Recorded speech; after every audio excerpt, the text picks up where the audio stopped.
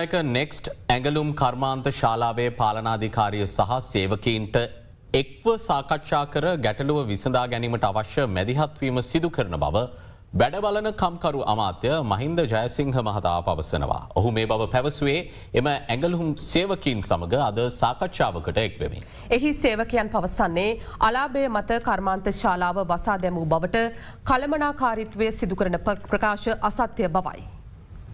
කටුනායක වෙළඳ කලාපේ පිහිටි නෙක්ස්ට් ඇඟලුම් කර්මාන්ත ශාලාව කම්කරු දෙපාර්තමේන්තුව පූර්වයෙන් දැනුවත් කිරීමකින් හෝ තොරව වසා දැමීම පිළිබඳ මේ වන විට රට තුළ ආන්දෝලනයක් මතුවී තිබෙනවා.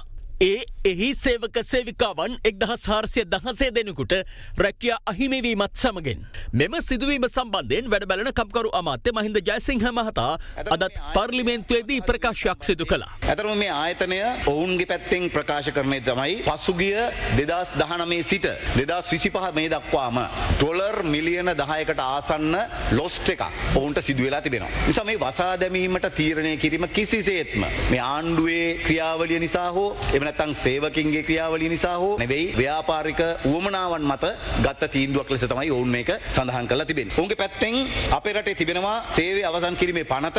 ඒ පනතට අනුව ලබා දෙය යුතු වන්දිය ඉක්මවා යන වන්දියක් මේ සේවකින්ට ලබා දෙන්න ඔවුන්ගේ පැත්තෙන් තීරණය කරලා තිබෙනවා. ඒ අනුව නෙක්ස්ට් ඇඟලුම් කර්මාන්ත ශාලාවේ සේවකයන් පිරිසක් කම්කරු අමාත්‍යාංශයට අද පස්වරුවේ පැමිණියේ අමාත්‍යවරයා හමු වී ගැටලු පිළිබඳ සාකච්ඡා කිරීමටයි.